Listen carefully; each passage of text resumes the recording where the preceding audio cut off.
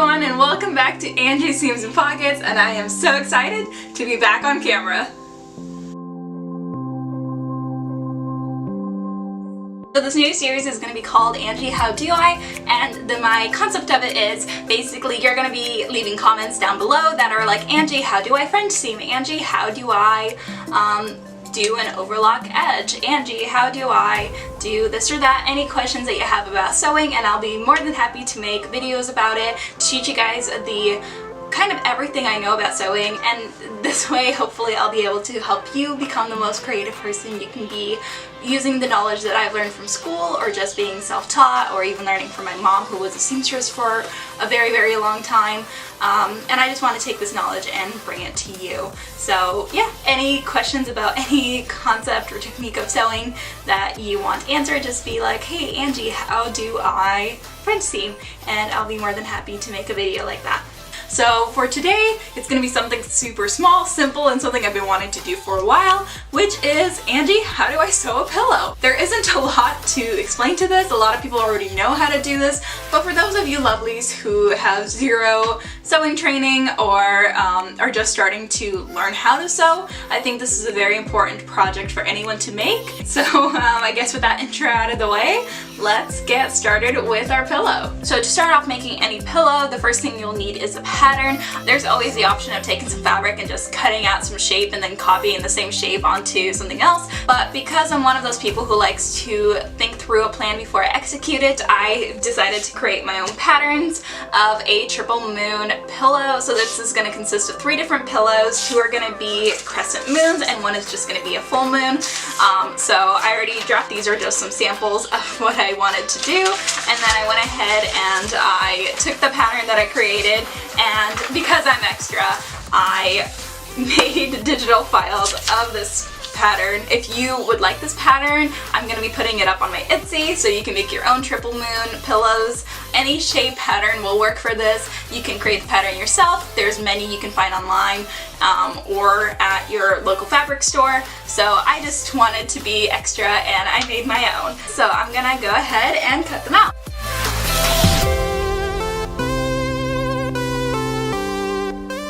So first things first, we need to cut out the pattern from the fabric. I'm using the suede fabric because I feel like the pattern of it resembles a little bit of the craters of the moon.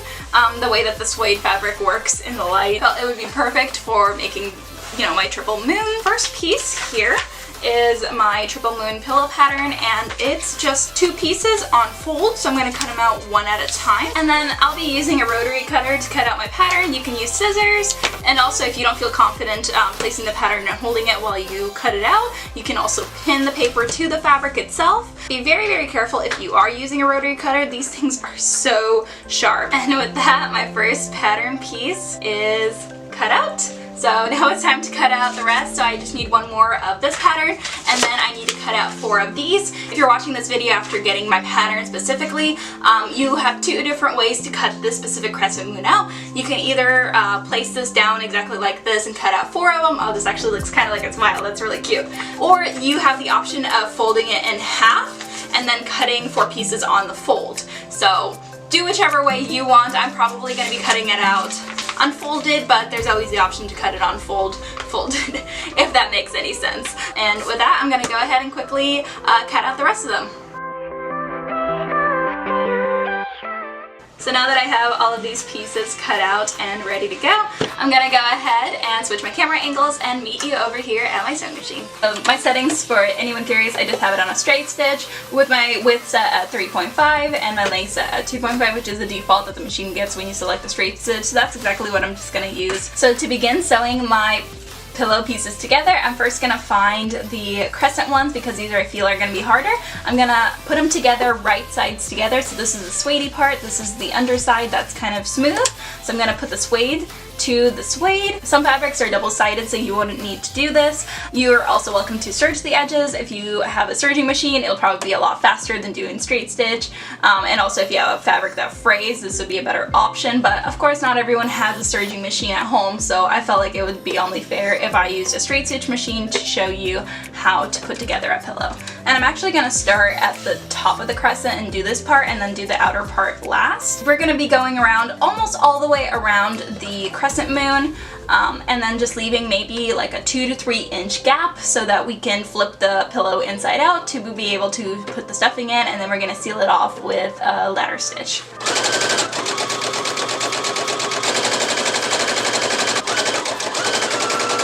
Then once I get to about the center of the moon, I'm going to backstitch real quick. Lift up my foot, skip a couple inches, just so I can create that little gap that I mentioned previously, and set my foot down, and then backstitch and continue sewing.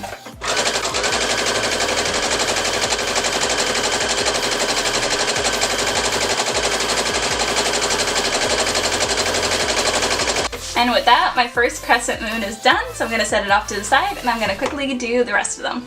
So now that I have all of my pieces sewn together, the 2 crescent moon ones and then the full moon one, it is time to flip them over and stuff. So I'm going to start with the full moon because it's the biggest part. So again, remember how I told you to leave a little bit of a gap here? This is why, because we need to flip everything inside out.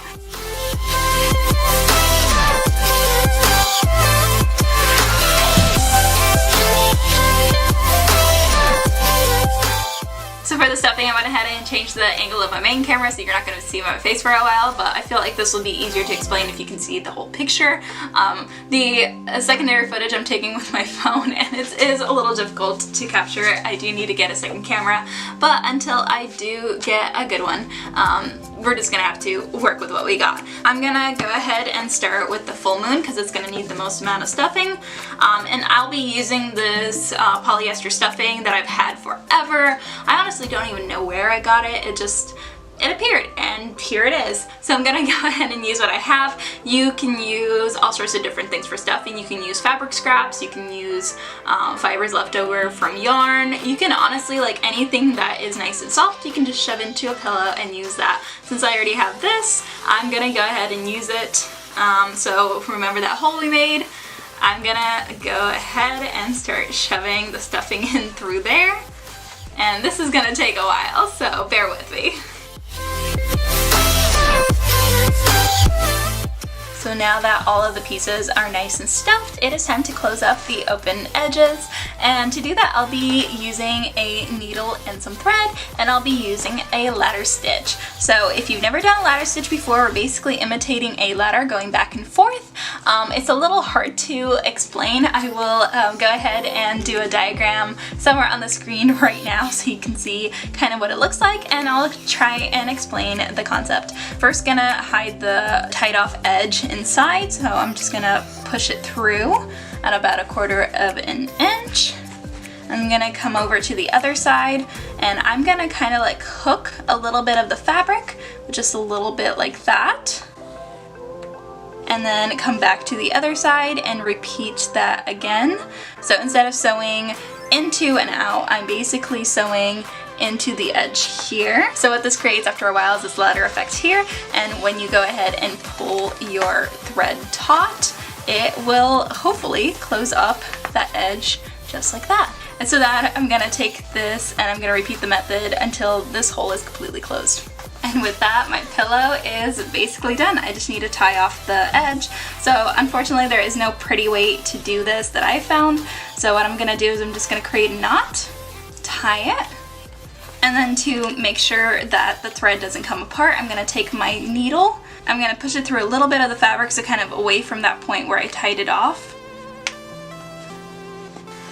Bring it out, pull it just a little bit so there's tension, cut it, and then the thread will disappear on the inside so you don't see any of the thread on the outside. And now I just need to repeat this with the second crescent and the full moon part. And now that I have closed up all 3 pieces, my beautiful triple moon pillows are finally done, and I can go ahead and put them somewhere in my apartment to display.